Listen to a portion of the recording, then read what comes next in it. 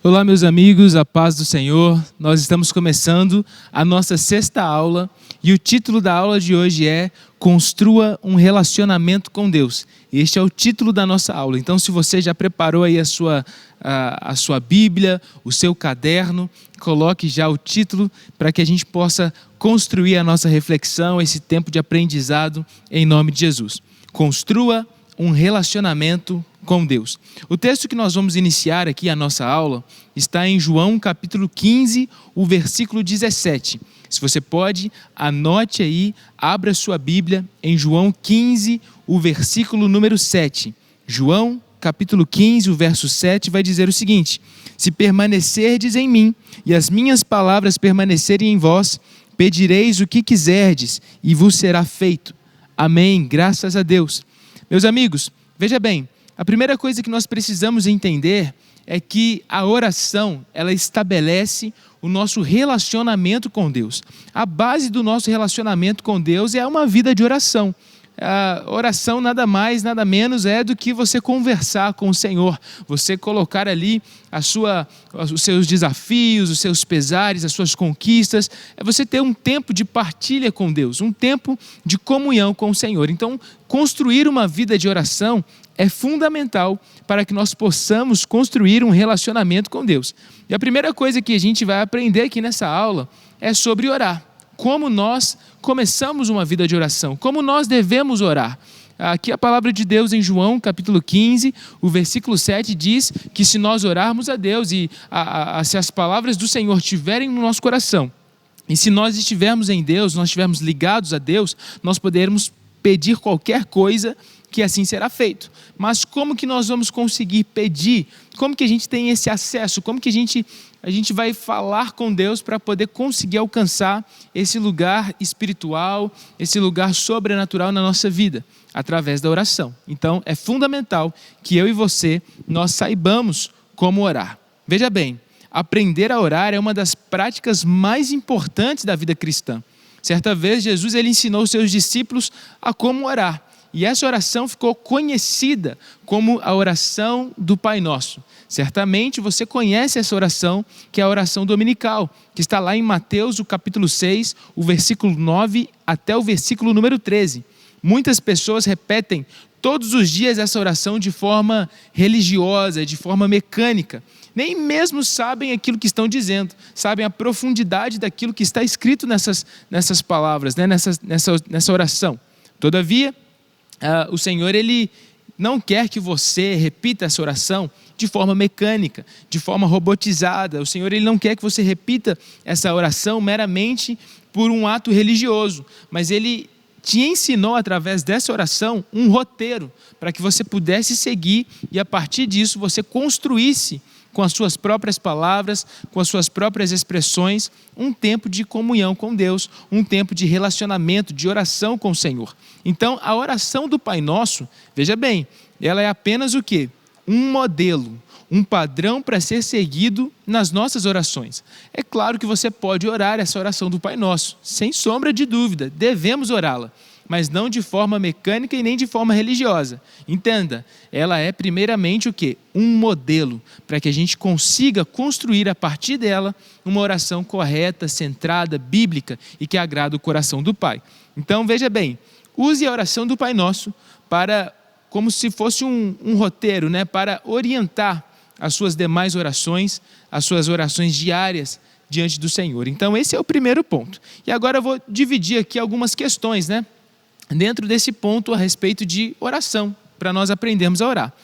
E a primeira coisa que a gente percebe aqui na oração do Pai Nosso, que está lá em Mateus, o capítulo 6, o versículo 9 a 13, é a seguinte: o texto começa dizendo assim, olha, Pai Nosso que estás nos céus. Então veja bem, um judeu ele não poderia chamar Deus de Pai.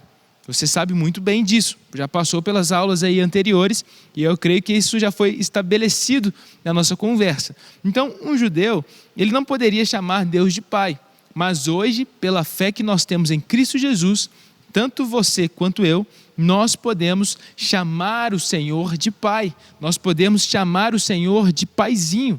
Ele nos deu esse direito, nós somos hoje filhos de Deus. E isso encontra lá em João capítulo 1, o versículo número 12. Nós temos esse entendimento a partir dessa realidade bíblica. Para o mundo, o Senhor pode até ser, Deus ele pode até ser o Senhor apenas, mas para nós que somos salvos, para nós que confessamos a Cristo Jesus como o único e suficiente Salvador, nós temos hoje o direito de chamá-lo de Paizinho, o direito de chamá-lo de Pai. Paulo ele diz que nós devemos chamar o Senhor dessa forma, Paizinho, Abba Pai. Em Romanos capítulo 8, versículo 45 vai dizer exatamente isso.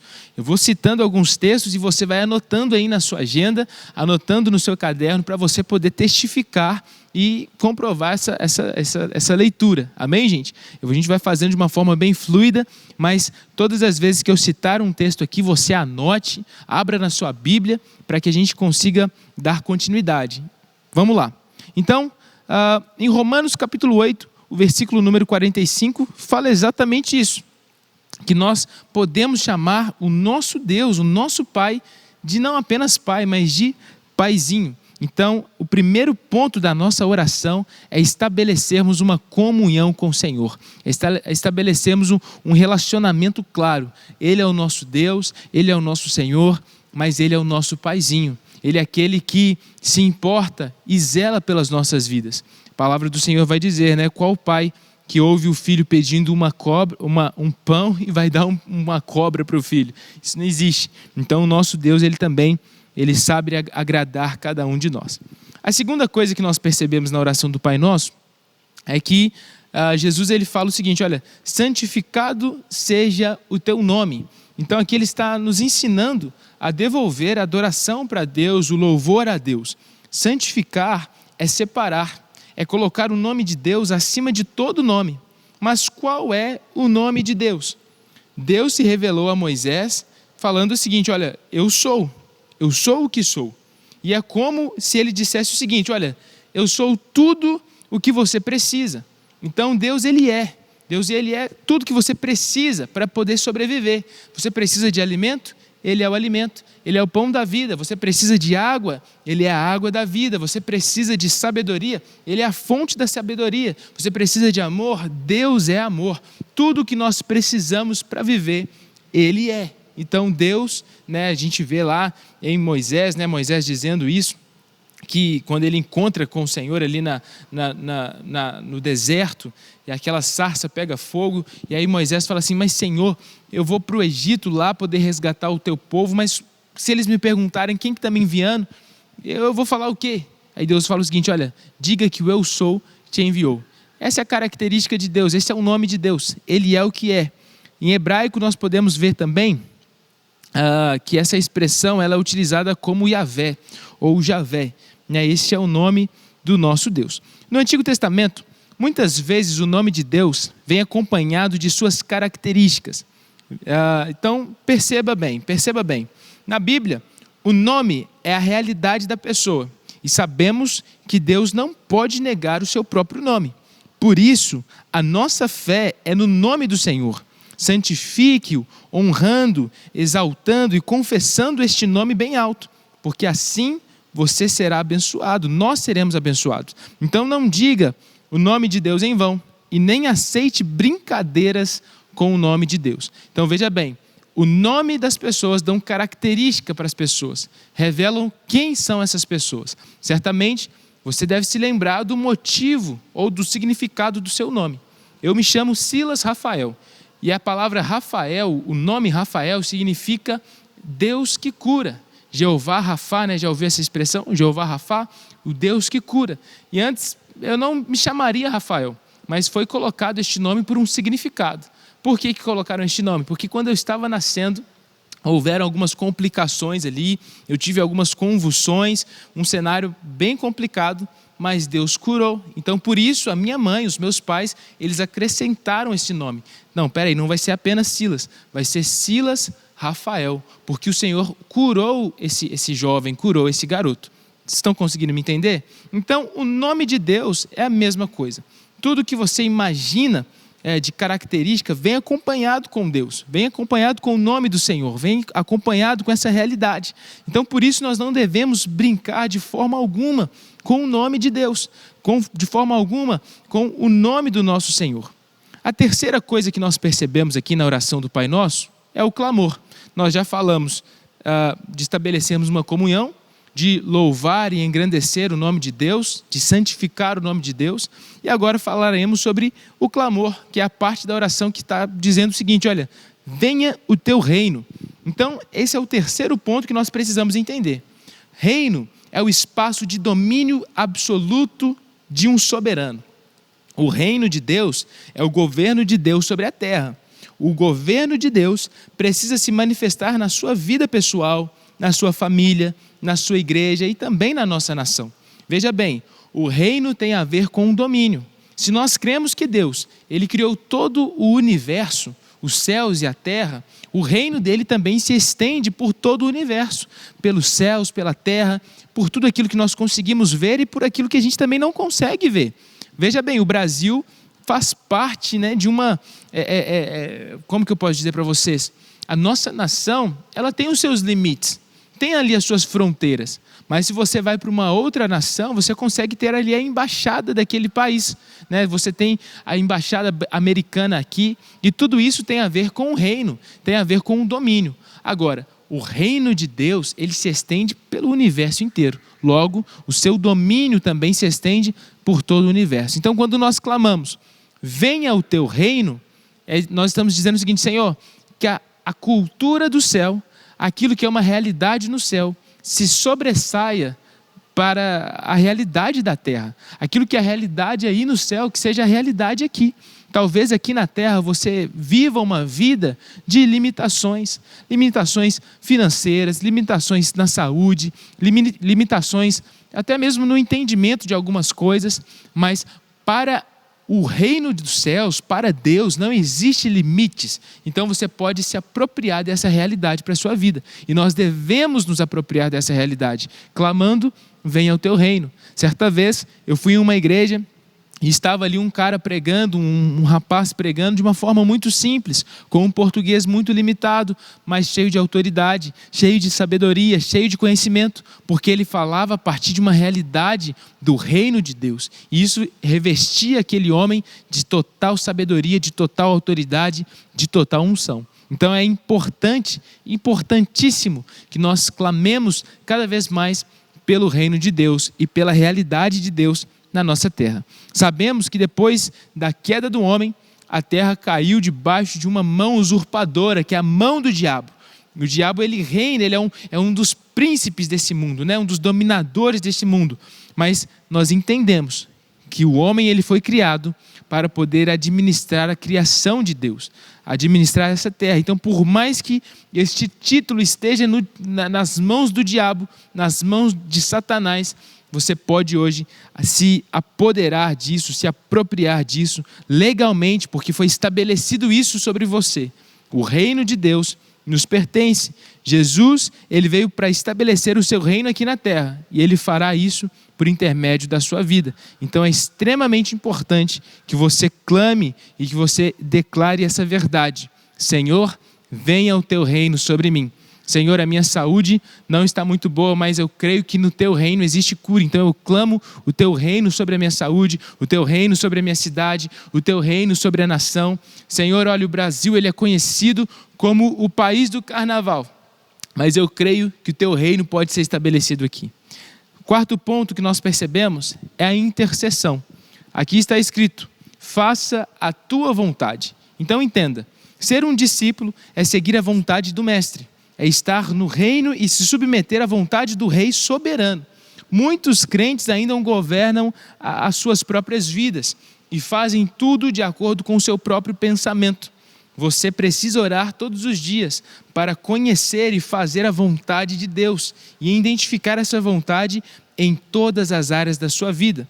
Eu quero que você acompanhe lá em 2 Coríntios, o capítulo 5, o versículo 20. E também veja também em Isaías, o capítulo 1, o versículo número 3. Nós precisamos confessar e aceitar a vontade de Deus sobre a nossa vida, sobre o nosso coração. A vontade de Deus, ela é boa, ela é perfeita e ela é agradável. A vontade de Deus, ela é soberana, soberana aos nossos próprios desejos, aos nossos próprios impulsos. Então dizer, faça a tua vontade, é dizer exatamente isso, Senhor, que a tua vontade, que os teus sonhos para a minha vida se sobressaiam.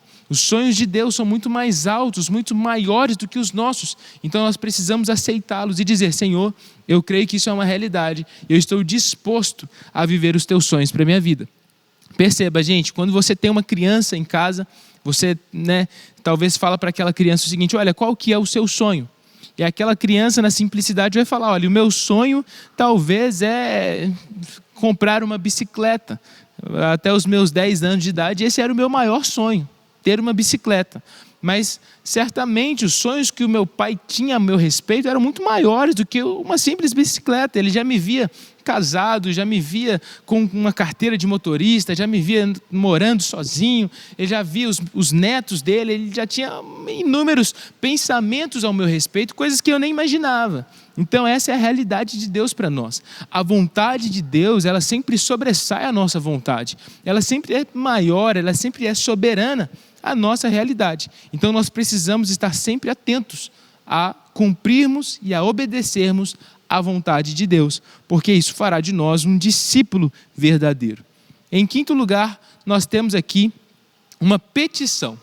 Então, depois de você passar por todos esses ambientes, ok?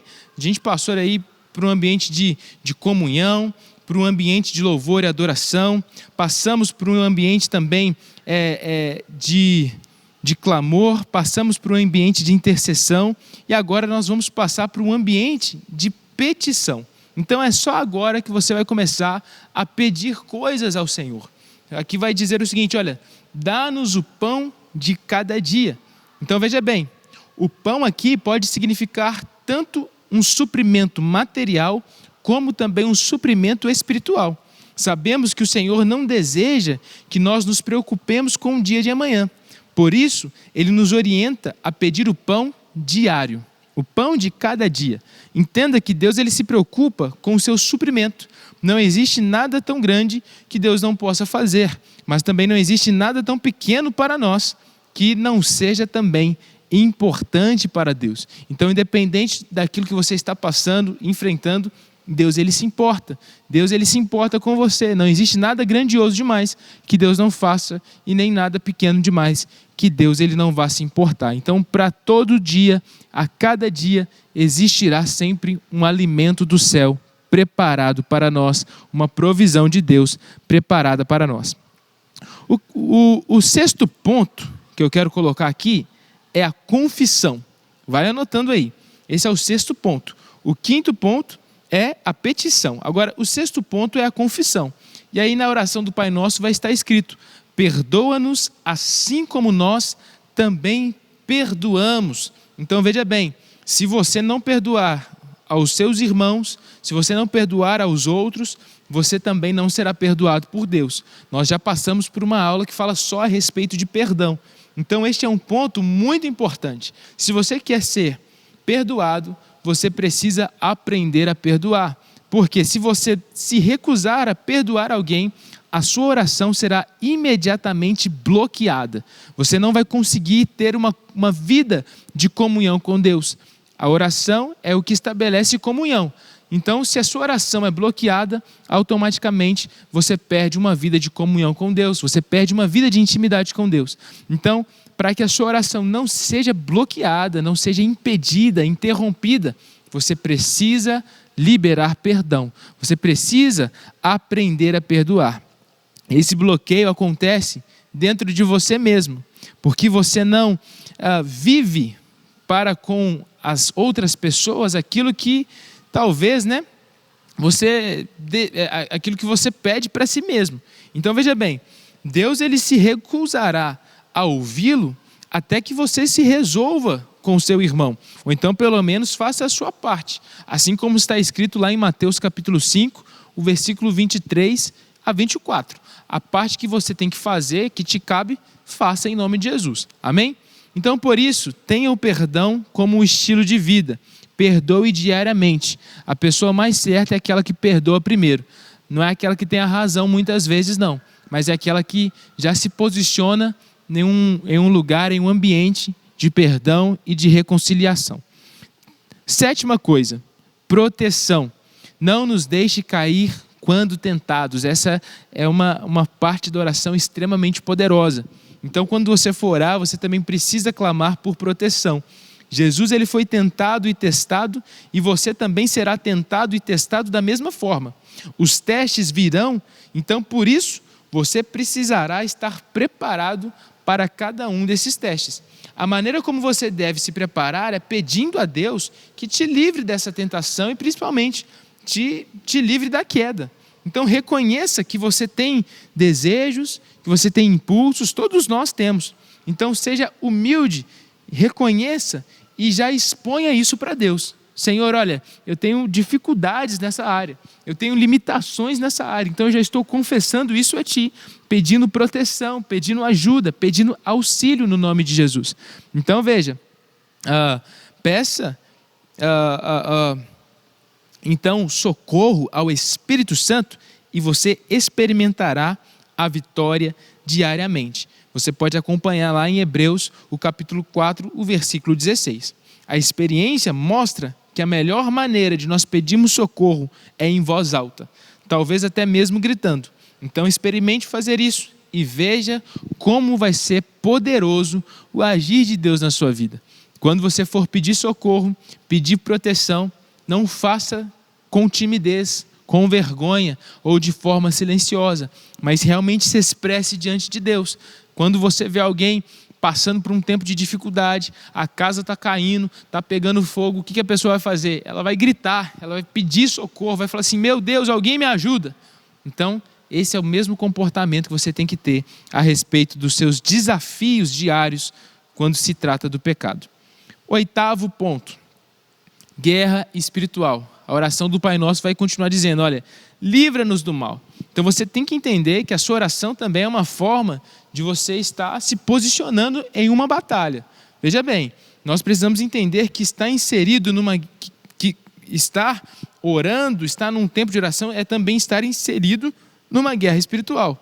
Por um lado, o diabo é sedutor, ele é tentador, e por isso você orou para que não seja tentado, ou então que você não venha cair quando for tentado.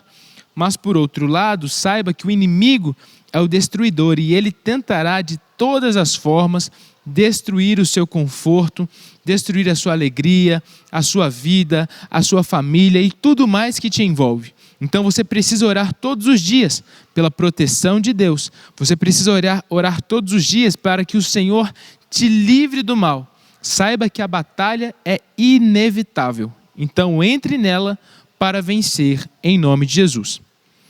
O 9º ponto é a entrega.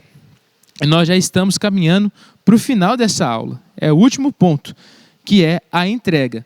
A entrega diz o seguinte, olha só, lá na parte final da oração. Teu é o reino, teu é o poder e tu é a glória. Então veja, reino, poder e glória. Tudo aquilo que um homem busca. E estas coisas nós devolvemos a Deus, nós entregamos a Deus. Estas coisas são a expressão do nosso ego. Então o nosso ego quer que nós nos tornemos deuses. A gente quer reino, a gente quer poder, a gente quer a glória, mas nós fazemos o quê? Nós entregamos tudo isso nas mãos de Deus. Nós entregamos tudo isso nas mãos do nosso Senhor. Então, isso é estabelecer uma vida de oração. Para você ter uma vida de oração, você precisa o quê? 1º ponto, comunhão. 2º ponto, louvor e adoração. 3º ponto, clamor. 4º ponto, intercessão. 5º ponto, petição. 6º ponto, confissão. 7º ponto, proteção. 8º ponto, guerra espiritual, livrai-nos do mal. 9º ponto, entrega, devolver a glória para Deus. Para finalizarmos o nosso tempo e a nossa aula de hoje, veja bem, para que você tenha uma vida de comunhão com Deus, você precisa ter oração, Segunda coisa, você precisa de ter um tempo a sós com o Senhor, então você precisa separar durante o seu dia um momento para ficar a sós com Deus. Isso é extremamente importante, é fundamental, e a partir deste momento a sós, você vai começar a iniciar a sua jornada espiritual, através de uma oração centrada, uma oração bíblica, através também da leitura da palavra, da meditação da mesma, e assim você vai perceber que a sua vida de comunhão, a sua vida de relacionamento com o Senhor vai aumentar significativamente. A gente encerra por aqui, a gente se vê na próxima aula. O PDF dessa aula está logo abaixo na descrição do nosso vídeo, com todos os versículos, com todas as passagens, as referências bíblicas para você poder acessar aí na sua casa, no seu computador. E também temos algumas perguntas a serem respondidas logo abaixo. Que Deus abençoe você e a gente se vê na próxima aula em nome de Jesus. Fiquem na paz.